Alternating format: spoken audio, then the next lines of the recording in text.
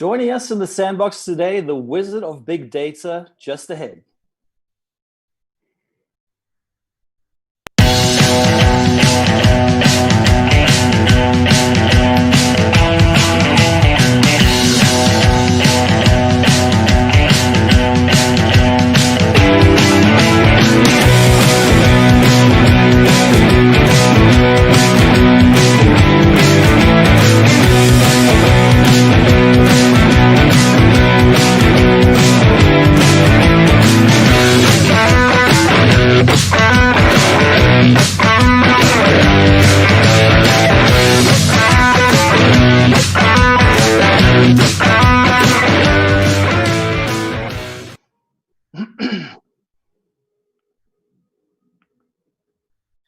Hi, everyone, and welcome to the Prolifics Innovation Sandbox. I'm your host, Greg Hodgkinson.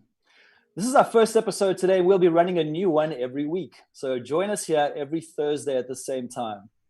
Each week, we'll host different technology experts who are leaders in their field, and they'll share their passion and what they see being the future of hot technologies like big data, process mining, blockchain, DevOps, and more. We also want to hear your voice. So you can submit your questions at any time during the show in the live chat, which is either just to the right or below the video feed. So stick around after we close to listen in on the Q&A. We have a very special guest joining us in the Sandbox today. He is the CEO of Senzing, an innovator in AI-driven entity resolution, and a leader who National Geographic have named the Wizard of Big Data. Jeff Jonas, welcome to the Innovation Sandbox. Hi, Greg.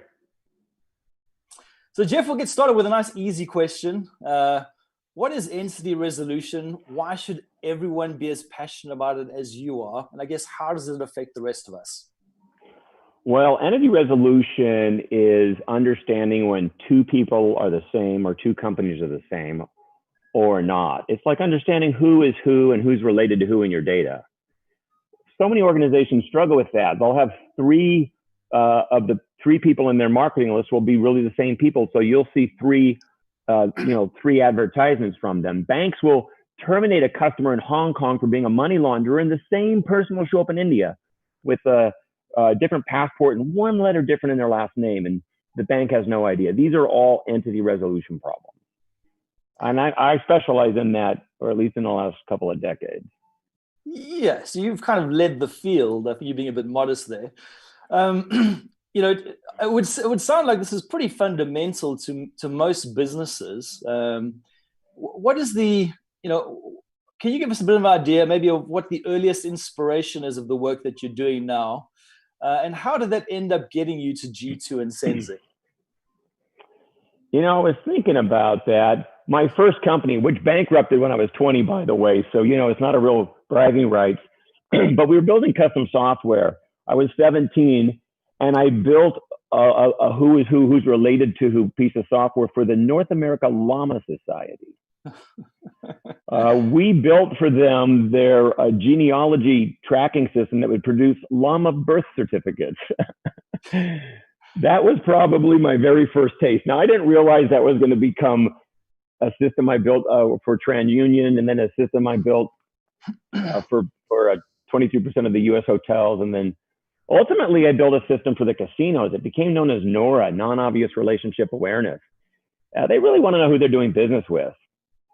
And that system started finding interesting things. We got funded by InQtel, the venture capital arm of the CIA, and Reed Elsevier, the parent company of LexisNexis, in 2003. And then 2005, IBM buys my entity resolution software, buys SRD and my team. And then G2 happens.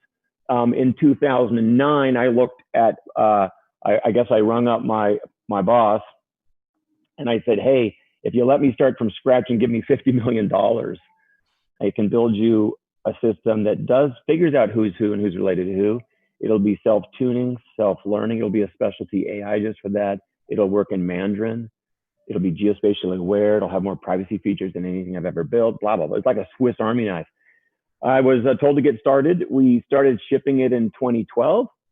And then in 2016, I got a one-of-a-kind spin out with IBM that IBM's never done before. So I got a license to my G2 invention, and I got to bring my team, and I got to use 100 patents. And yeah, so Sensing is not really a startup; it's a reincarnation. You see, So we just have a new birthday, and a new name. The same old soul. And it all started with llamas.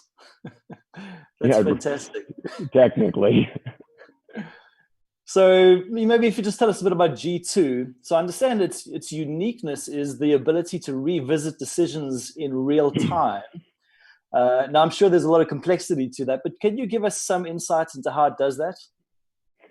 Sure. So I was inspired by how to describe the way it works by a magazine article that came out in Wired magazine. And it says AI needs common sense. And I don't know if you've seen this, but there's been a study. You can take a picture of a school bus and change a few pixels and give it to a machine learned vision algorithm. And the algorithm will tell you it is an ostrich. And then you can take a picture of a temple or a hen and change a few pixels and that's an ostrich. And so where's the common sense? And so that's what that Wired story was about. And so what I built into Sensing, and the team and I built into Sensing, is a layer of common sense.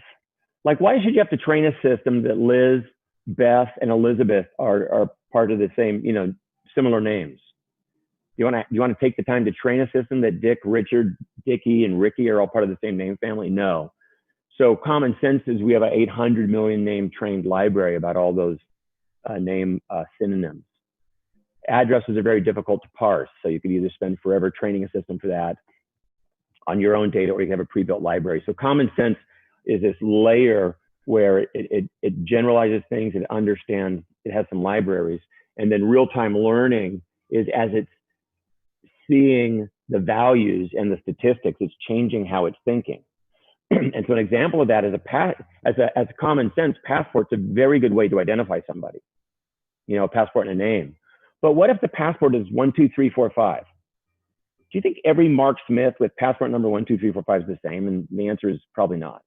So Sensing does, it knows that passports are good identifiers, but then when it realizes a lot of people have the same 1, 2, 3, 4, 5, it does two things. It says, I'm not going to make that mistake in the future. And then it says, I'm going to go backwards in time.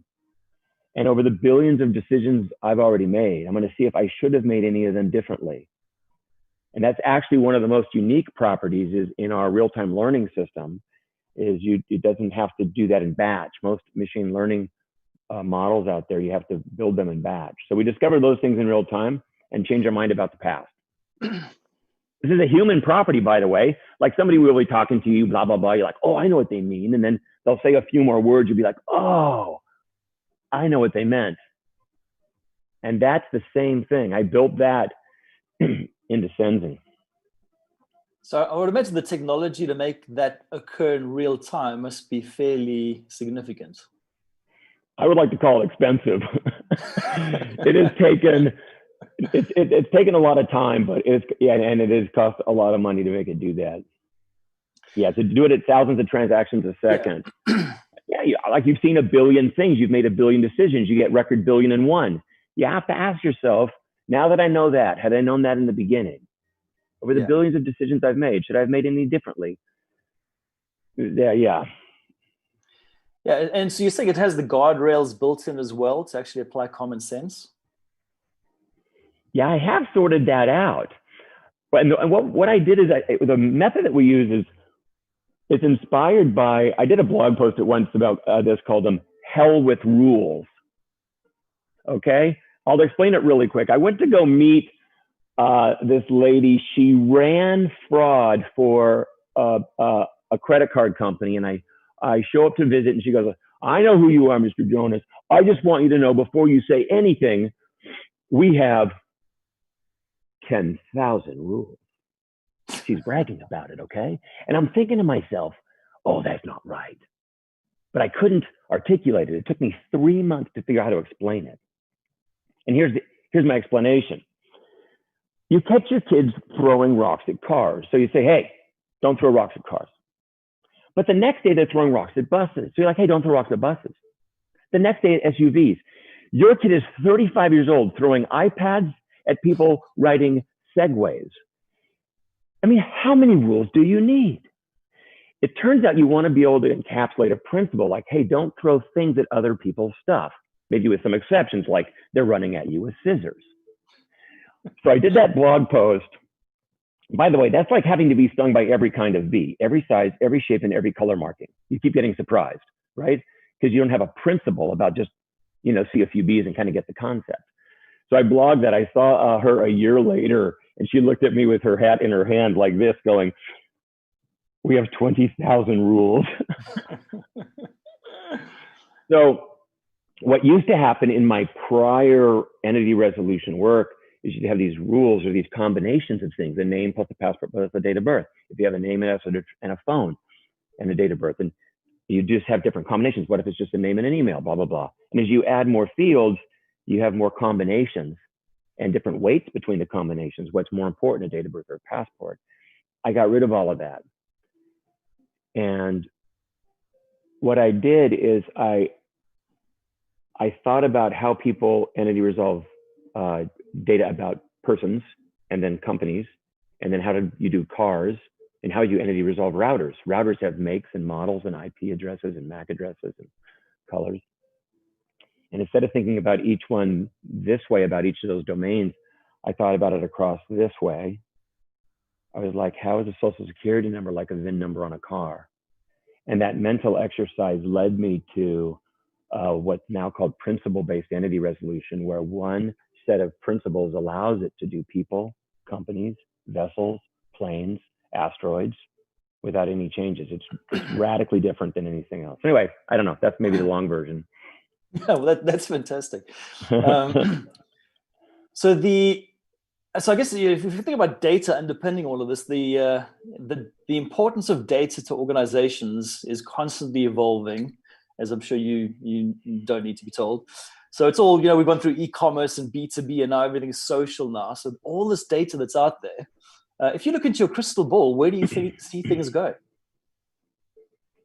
I think the data gets better connected, and I think as we better connect the data we already have, that there's probably a lot of hidden connections that would be really valuable discoveries, and down to the micro level, like realizing it's not 3 customers, it's 1, so you can give them better service, all the way to the macro level, like better connecting data between 2 researchers to speed up drug development. Now I want to bring that, so I want to ask everyone to stick around for the Q&A, because I'd like to expand on that and throw a few questions in around that interesting topic. Let's talk about Ironman for a moment. So you've completed every single Ironman circuit worldwide, so every recognized circuit. How did you discover your love of Ironman? Well, it started with my mom asking me when I was 31 if I wanted to run a marathon with her, and the marathon was 5 weeks away. And I'd never run a race. I wasn't a runner. I trained for 5 weeks. The most I got up to was 11 miles on a treadmill. So I did the marathon with my mom, and then she beat me. At mile 20, I started walking. Are you ready to run, Jeffrey? No. Are you ready to run? No. Then I did a short Ironman in the mountains on a mountain bike. So it was kind of an eclectic little race, not an Ironman, but a triathlon.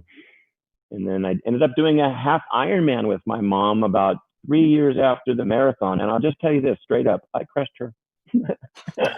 I beat my mom so good on that half Ironman. Sorry, Mom. Just kidding. Well, okay. And then I did a full Ironman, and then that was kind of hard. And then I did another, and then I just started picking different ones to do around the world. And my buddy was like, hey, why don't we do Switzerland again?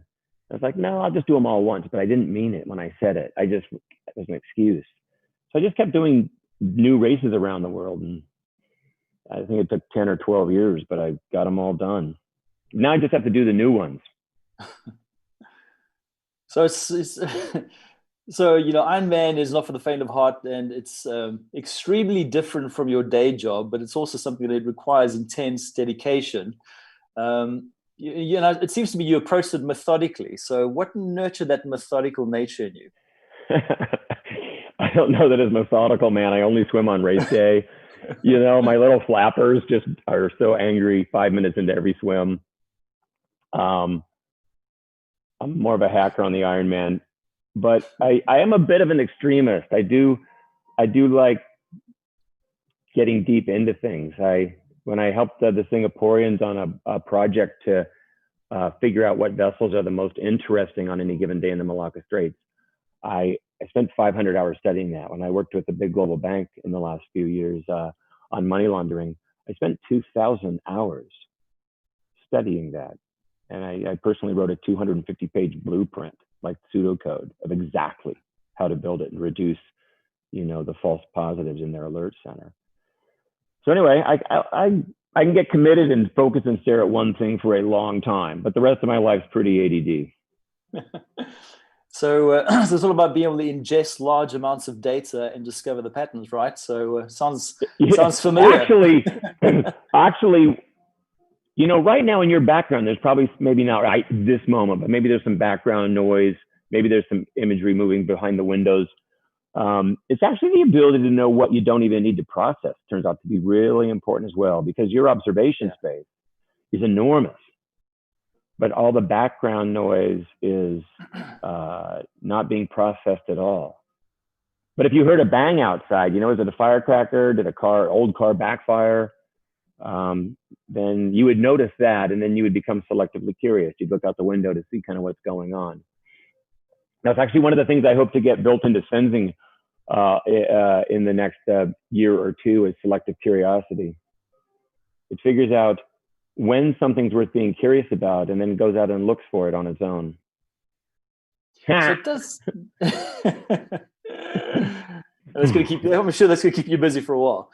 So it does bring up the question. So it sounds like there's a thread of thought, which is you're trying to get G2 and Sensing to automate what we as humans can do. But in what sense do you think that it'll be able to, or it can, or will be able to do things that we can never hope to do with our technology? Well, it already in most cases outperforms humans. Like when our partners use it, they say, hey, you missed a few things, but you caught so many more things we couldn't catch, we would have missed. So it's already outperforming the humans.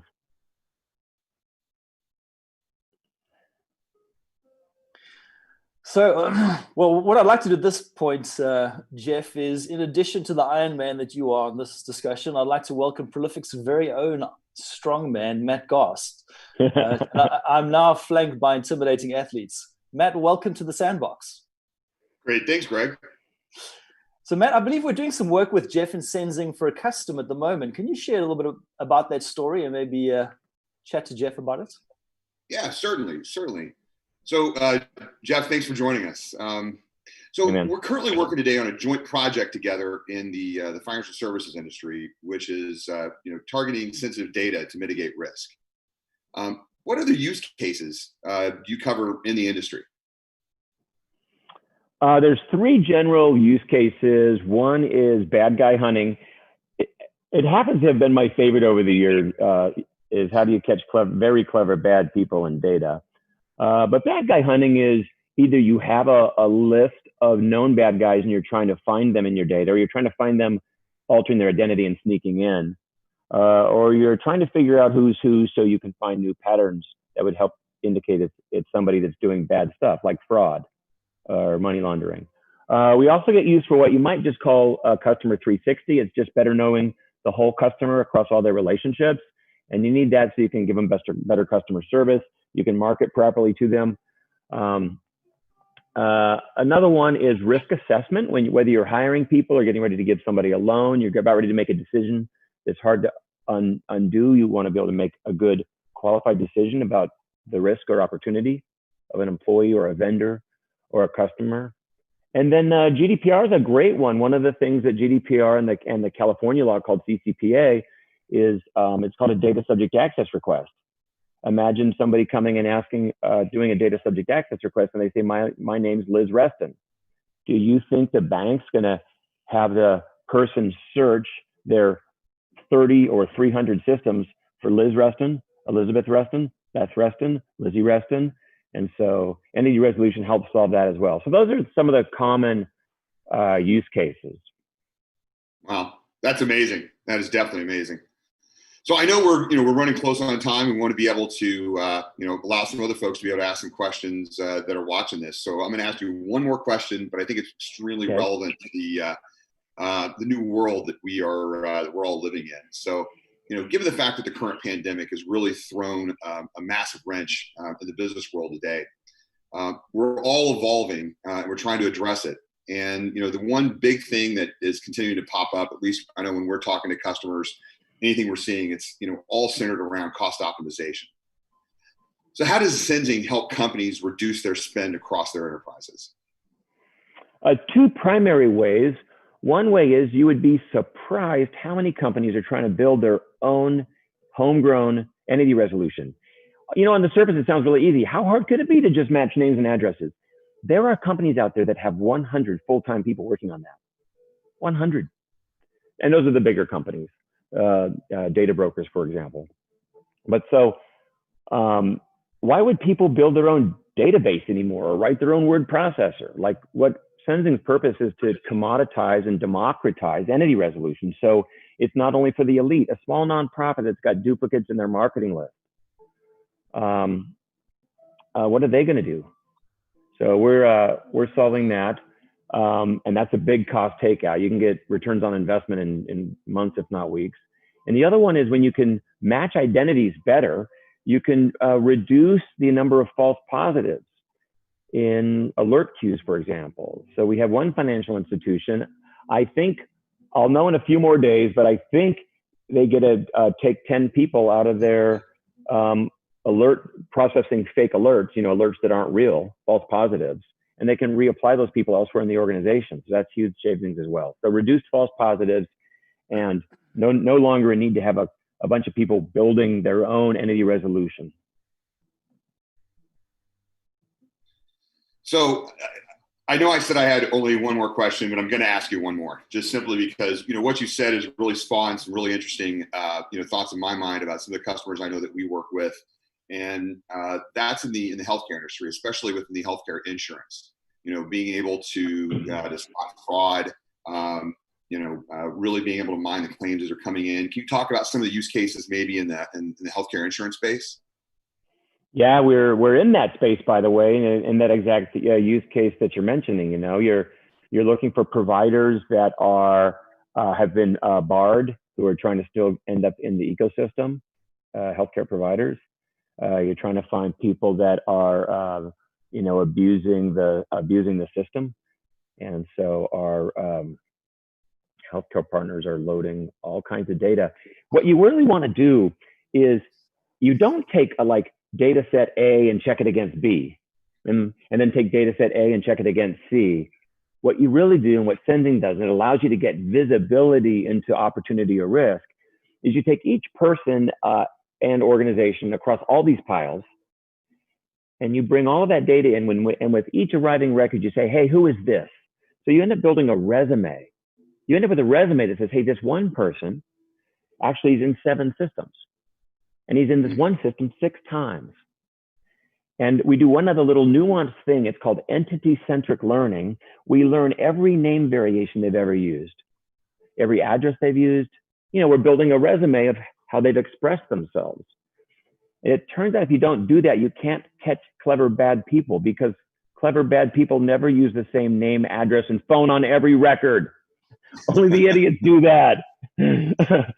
So if you're doing anything with fraud, you really have to use entity-centric learning, which is building a resume and remembering all of the variations. Yeah, that's fantastic. That's fantastic. I mean, I could sit here and ask you about 100 more questions, but I know we're running on time. So, Jeff, thank you so much. I mean, this has been very, very informative. I really appreciate it. Thanks, man. Greg, I'll pass it over to you. So that's all the time we have for this week. Jeff, Jonas, thanks for making our first show truly memorable. To say thanks, we have a little surprise for you. We have a small gift to remind you of your time in the Sandbox.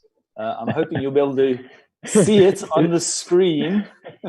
Hey, is it a hairpiece? COVID targets bald men. So if you could send me a hairpiece, maybe COVID will look the other way. Yeah, we seem to have all fallen foul of that particular issue. Anyway, so I'm not sure if it's not visible on the screen right now. We can show it to you afterwards. Oh, it is. Okay, fantastic. So Jeff, I mean, it's a privilege to have spent some time with you over the last half an hour. It was a pleasure spending the last half an hour chatting to you. I just want to say thanks. Thanks. Yeah. So I do have a quick question. How did you get the name Wizard of Big Data? It's not even true. I don't think it's true. National Geographic did an innovator series, and they picked like one person from geology, one person from physics, one person from different fields, and I somehow got picked to be the innovator around, data and technology. And so I did this interview. It was a 2-day interview. And when the story came out, they just called me the Wizard of Big Data. I'm like, what? I'd like to underclaim. And so, I don't know. I can't undo that, but kind of stuck. There are bigger wizards than I in big data. Well, Q&A is still coming up, so maybe we'll if we cover something contentious, you might get a new nickname. Oh, that's great. All right. Well, I just want to thanks to you one more time for joining us today. Thank you to our audience for great having you all spending time with us in the Sandbox. Just a quick shout out. Next Thursday, where the 16th of July, we'll be taking a bite out of data with Ernie Ostick of Manta and Rolf Himes of Talent. So until then, keep well, keep innovating, and stay with us for a little bit of Q&A with Jeff.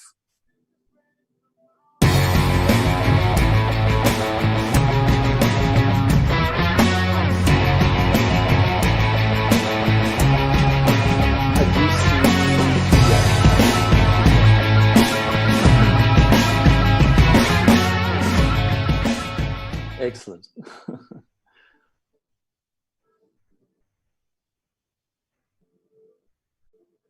Yep. All right, so for our audience, we're now going to put you in charge. Let's see what questions you have for Jeff. So just as a reminder, you get to submit your questions in the live chat, which will either be to the bottom or the right of the video feed.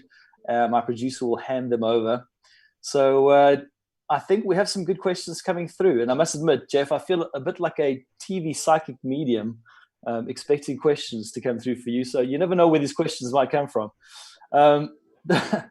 The first one is from Marco Lopez. So can common sense in AI identify intent? If rules are set up to identify elements of a crime, oftentimes cases are dropped for lack of criminal intent. So that's part one. And I'll just mention, but if principles are identified in the algorithm, can we clearly identify the intent's resolution that would be game changing? Well, my work ends with, are they the same or not? And does not include, is that good news or bad news? Like if you're like, oh, Billy is William and Billy is Billy the Kid. And if Billy the Kid is William, well, how bad is that? That's the next thing that happens after my work. I used to do work in that space, by the way, the red light, green light, or the risk scoring, but it never made my team and I special. But I think it's having, and I do a lot of work in the privacy community. I think algorithms that would try to glean intent is a pretty risky space. And the consequence of false positives are it's really, really bad news. I don't know if you saw the story that came out about the facial recognition algorithm that made a false positive, and some unlucky man got arrested for a facial recognition algorithm false positive, and they can really affect people. So I'm really would be very cautious about trying to glean intent out of data, unless, of course, I'll give you an exception.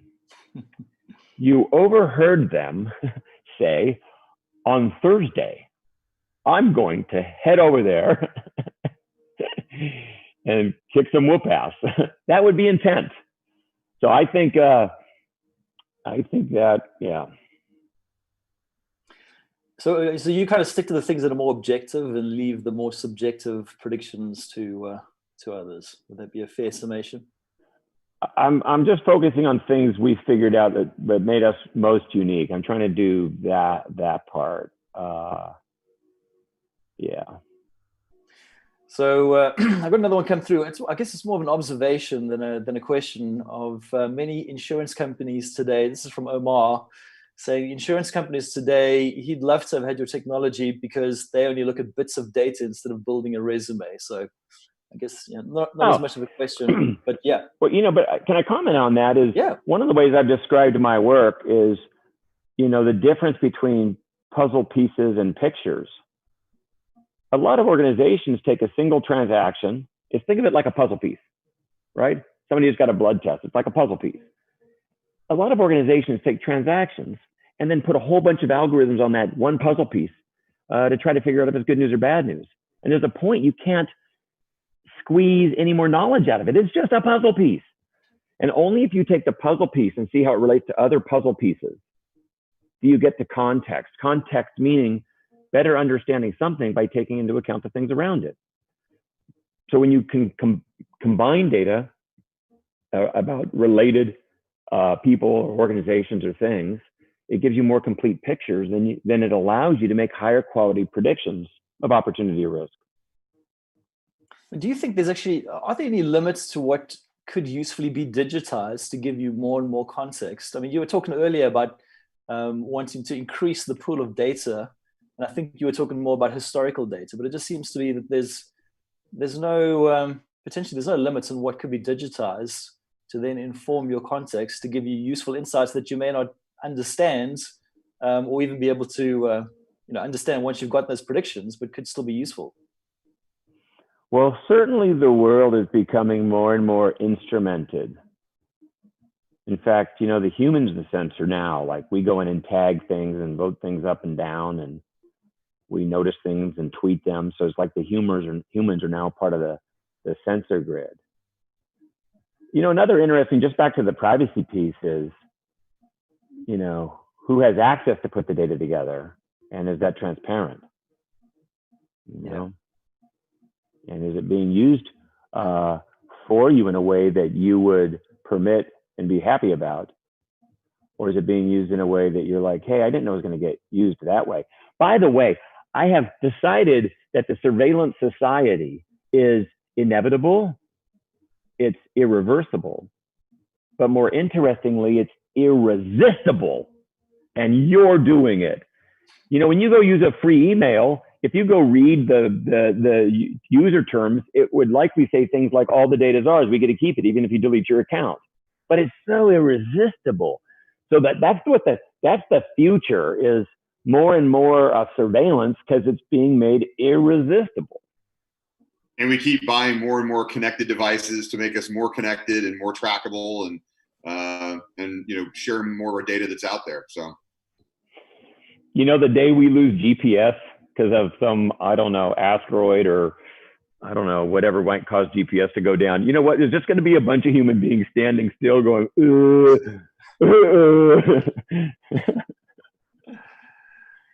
So I told you earlier on, I was going to see if I could work in a question that included chaos theory. So let's see how this goes. So we all know what the butterfly effect, if a butterfly flaps its wings in Brazil, does it cause a tornado in Texas?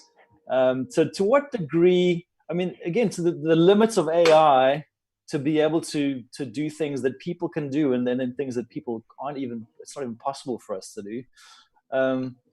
Are there any limits to what AI can predict, and how does that kind of chaos theory play into it? I mean, there sounds to be I think very real things that we'll be up against. I think AI is a bit overhyped. I think there's areas it's working very well. There's other areas where it has epic fails. So I think it's very mission specific. Like you can take, they did 80 million kitty cats to train it to notice cats. But if you did not train it on a couple of Siberian cats that have a particular look, it won't recognize them at all. At all. You can take a 3-year-old and show them like 7 cats, and they could find them all. So I think there's a lot of work to do. What the shortfall, I think, is a lot of times the training today, you have to flatten out, you have to make rectangular data. Rectangular meaning, every row of data is kind of fixed in length. It has one of these and one of those and one of these and one of those. and then, you know, the next row and the next row and the next row. And some things like people, they don't have one address. They have like, people on average move every 5 years, or back in the old days before COVID. And so data is more variable in its length. And if you don't combine puzzle pieces into pictures and combine it, there's things that AI won't see. Yeah. So I think what is going to happen, or needs to happen next, in terms of having machines contribute more, you know, contribute more to discovery and efficiency and finding solutions to climate change. It's going to take being able to combine more data across a wider observation space. And that's not because it needs rectangular data, it's a deficiency. Yeah. Yeah. So the and again, this is another one that's way out there. It came up from someone in our team. So you've heard of deep fakes and the whole big furore that's caused. Oh yeah. Yeah. And I should have checked up. There's a term, and basically the way it works. So deep fakes is this ability to create videos that will superimpose someone's face on the video. And AI is basically what makes this possible.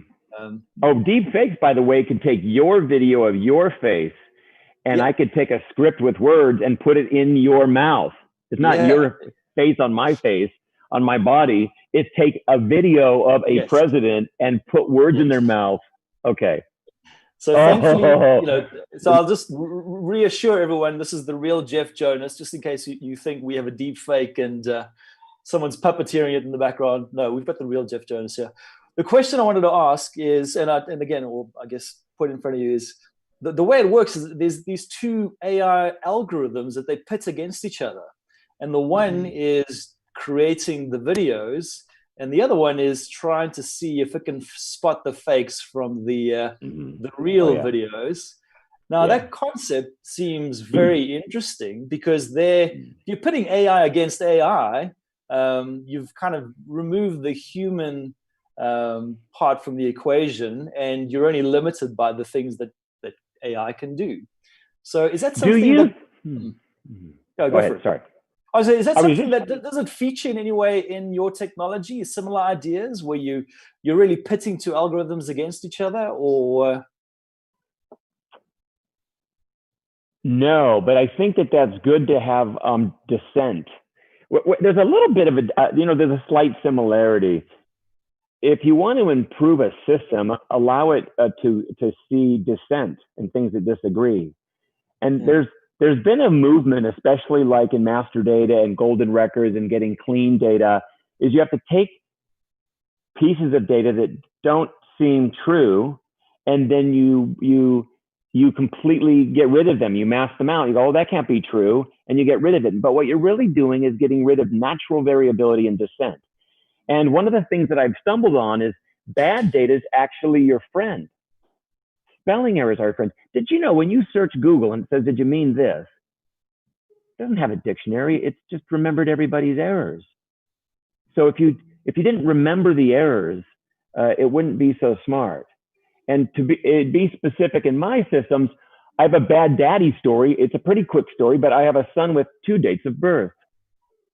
I know that's kind of shocking, but what happened is he's born on September, whatever it was, 2nd, but I got confused and convinced everybody, the mom, the grandparents, it was September 5th. We celebrated his birthday on September 5th for years. And his birthday, September 5th, was everywhere. Like a magazine subscription, at the library, every doctor's visit. There's plenty of evidence his birthday is September 5th. Well, I ordered his birth certificate and take him to Mexico, and to my surprise, his birthday's the 2nd. Now imagine that. If in any good data, high quality system, imagine after 5-6 years, you have 200 pieces of evidence that it's the 5th, and now you get September 2nd. You'd be like, oh, ha, ha. And you'd throw that piece of data away. How would I have ever accumulated enough September 2nds to overweigh that? So I think smart systems are able, there's a famous quote by, what's his name, that any smart system worth 2 bits can hold 2 opposing ideas in its head. And we've done that with sensing. And so when you made me think of that, it's a little bit of a stretch, but when you have two systems that either disagree with each other or one makes a claim and the other, like, here's the thing is, if you fed the system this way, this system makes a deep fake, this system notices it and reports in and tells it what it noticed. And then this system makes a deep fake better. That would be using kind of disagreement and feedback loops to do algorithmic evolution. Yeah, because that isn't, it's survival of the fittest. And I guess if you don't test the algorithm, then you're not getting rid of the ones that don't work. So yeah. Yeah, and then if you feed that back into the other if you can let your opponent see it, then yeah. And we also know that one of the best sources of creativity is errors. So if you never make mistakes, then you don't. Seems like I should have some humor about my 3XYs. Hold on, I'm working on it. Hold on. Nope, I'm drawing nothing. Excellent. So I don't know if we have any other questions that are coming through from Jeff. Otherwise, so we do have one other question coming through. So Jeff, what do you see being as the next big thing? Nice, easy one to end off on. I'd like to be able to walk around without a mask and, have dinner inside when it's cold.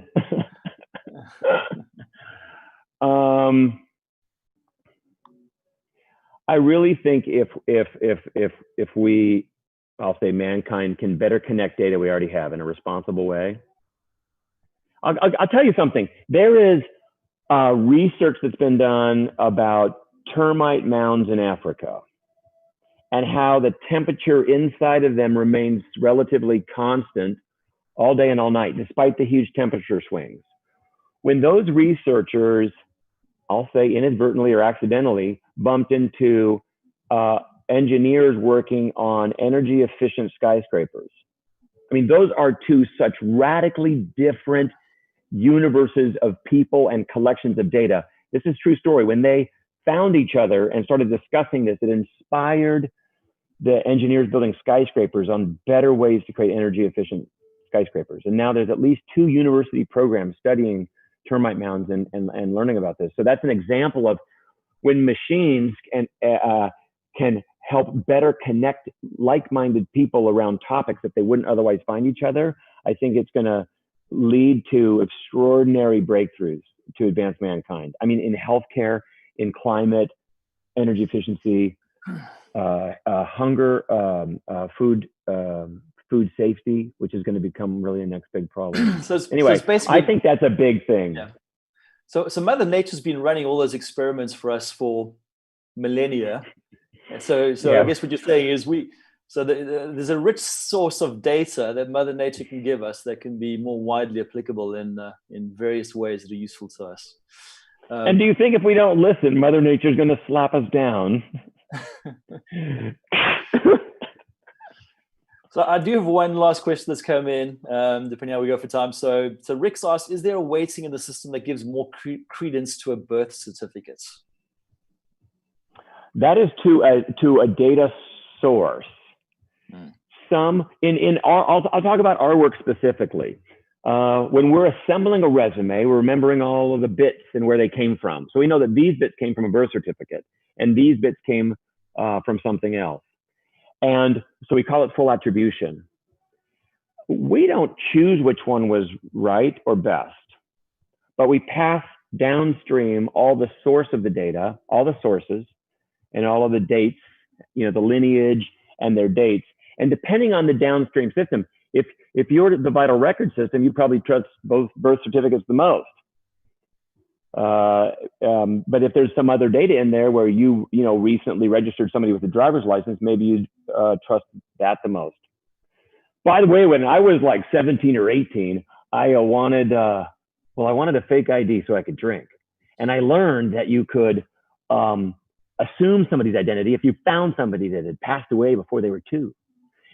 So I went to the library and used microfiche and looked at deaths and I found in the obituary a child that had died before the age of 2.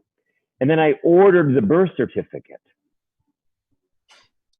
And I was going to use that to go, but I could not imagine having to go stand at DMV and tell them that's me, last name Fisher. So in that case, if I had a birth certificate in my resume, that one would have been not true. So don't be fooled. All the way up to a crime, but no crime. It's important to note. Jeff, I mean, we could keep you here all day, but I'm sure you've got other things to get onto. So I guess that brings us to the end of our Q&A session. We'll have to unfortunately let you go now. So once again, thanks very much, Jeff. We really appreciate you spending your time with us today. You did also tee up, I'll quickly mention, you teed up the topic of data lineage, which is something we'll be talking about next Thursday for those folks that want to join our Sandbox discussion next Thursday. Very important topic, data lineage. So I'll thank you one last time, Jeff. Thanks to our audience for joining us today. We will see you all again same time next week for our next exciting episode. Thank you. Thank you.